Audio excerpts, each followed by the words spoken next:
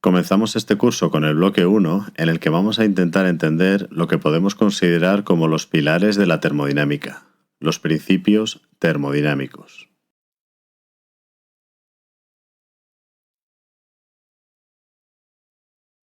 Empezaremos con una breve introducción en la que vamos a definir qué es la termodinámica y qué es el calor.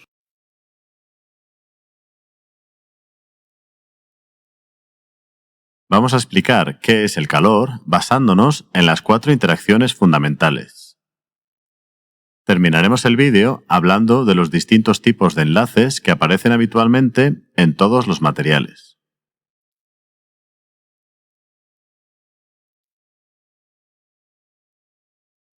La palabra termodinámica deriva del griego y surge del nexo entre la palabra termos, que significa calor, y la palabra dynamis, que significa fuerza. Por lo tanto, podemos decir que la termodinámica es el estudio de la fuerza que ejerce el calor. En la antigua Grecia se creía en la existencia de una sustancia llamada calórico, a la que se consideraba la responsable del traspaso de calor de un cuerpo a otro. Como veremos más adelante, hoy en día sabemos que el calor está relacionado con la interacción electromagnética entre partículas sin carga.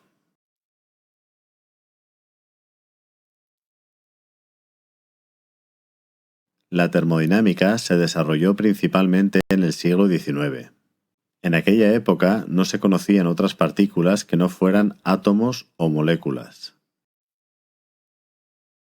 Todas las partículas que forman una sustancia son idénticas e indistinguibles.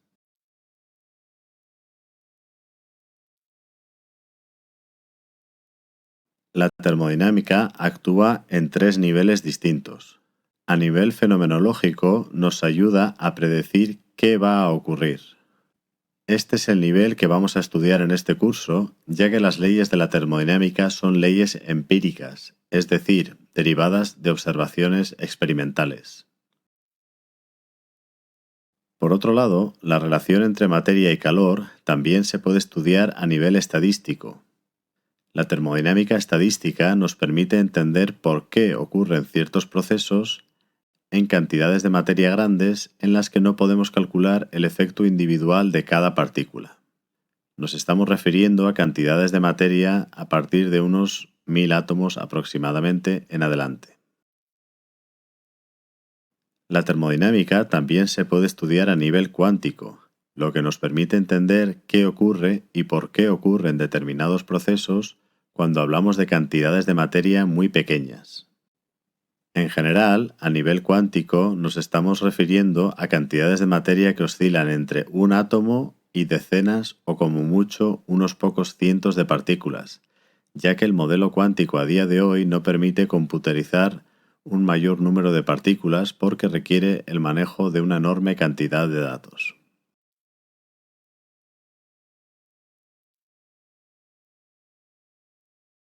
La termodinámica sirve para predecir el comportamiento de la materia a partir de bases de datos, así como de mapas de estados de equilibrio, tales como los diagramas de fases o los diagramas de temperatura-presión de los que hablaremos más adelante.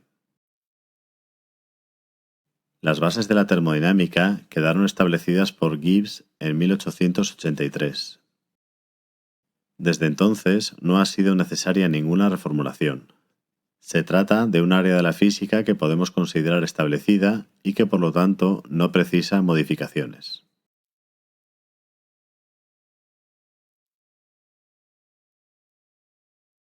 Como hemos comentado, la termodinámica es la dinámica del calor, por lo que es natural que nos surja la pregunta de ¿qué es el calor? Para entender qué es el calor necesitamos saber que cualquier magnitud física, como por ejemplo el calor, tiene su origen en una de las 4 interacciones o fuerzas fundamentales. Entendemos por fuerza la atracción o repulsión entre partículas, tengan éstas masa o no. Sabemos también que la fuerza es una magnitud vectorial, lo que quiere decir que solo la podemos utilizar si conocemos la dirección en la que está siendo aplicada. Podemos empezar por la más débil de todas, la interacción gravitatoria, que como sabemos es la responsable de la atracción entre objetos masivos. Por ser la más débil de todas, a esta interacción se le asigna una intensidad relativa igual a 1. Sabemos también que su alcance es infinito, es decir, la fuerza de atracción que ejerce cualquier objeto masivo se extiende a lo largo y ancho de todo el universo. Lo que a día de hoy todavía está por determinar es si existe alguna partícula responsable de esta interacción, el gravitón. Siguiendo un orden en intensidad relativa, la siguiente fuerza sería la fuerza débil, que es la responsable de la interacción de dos neutrinos induciendo un decaimiento beta, por ejemplo. Esta fuerza es 10 a la 25 veces más fuerte que la fuerza gravitatoria, y su alcance es extremadamente corto, del orden de 10 elevado a la menos 18 metros, o lo que es lo mismo, un 0,1% del diámetro de un protón. La interacción débil ocurre siempre a través de los bosones W y Z.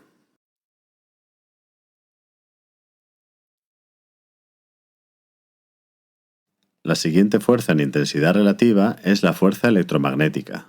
Esta fuerza es la responsable de la atracción o repulsión entre cargas, es decir, entre electrones y protones. Al igual que la fuerza gravitatoria, su alcance abarca todo el universo. La partícula que se encarga de transferir esta fuerza de un punto a otro es el fotón. La intensidad relativa de esta fuerza es de 10 elevado a la 36.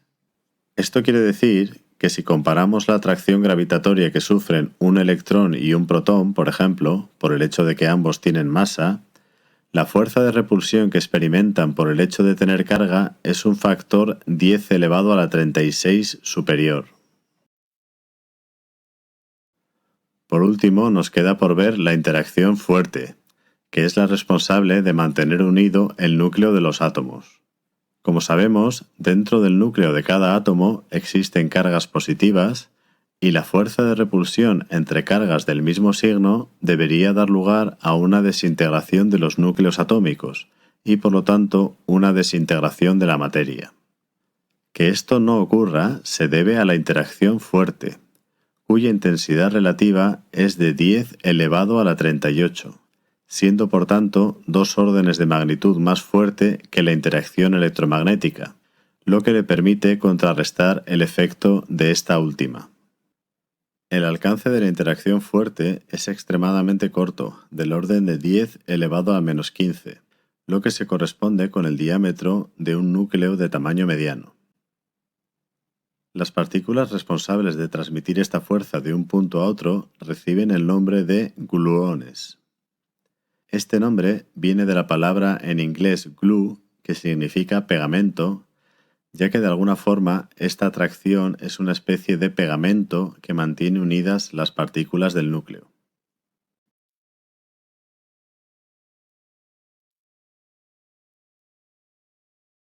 Pues bien, partiendo de la base de que cualquier magnitud física se puede derivar de una de estas 4 interacciones fundamentales, nos resulta más fácil entender qué es el calor.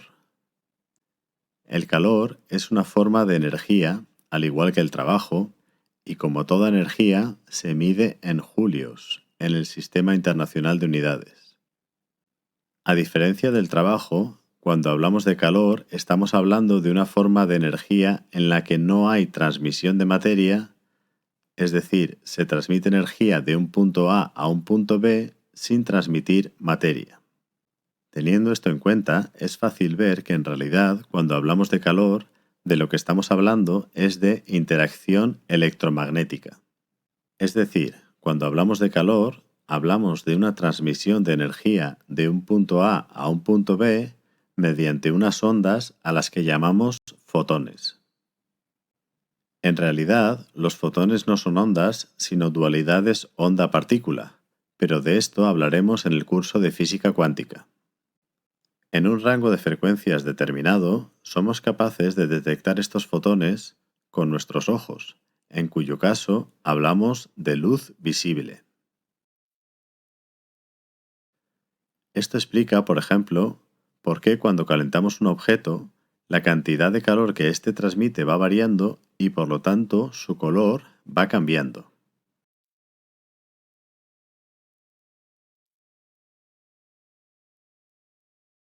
Vamos a recordar también cómo la interacción electromagnética, la interacción entre cargas, es la responsable directa de la formación de los distintos materiales que conocemos. En todos los enlaces que se utilizan para formar materiales intervienen electrones. En el caso del enlace iónico, un metal cede un electrón a un no metal. En el caso del enlace covalente, cada átomo aporta un electrón y en los enlaces metálicos, cada átomo aporta varios electrones a la nube de electrones que mantienen los átomos unidos entre sí.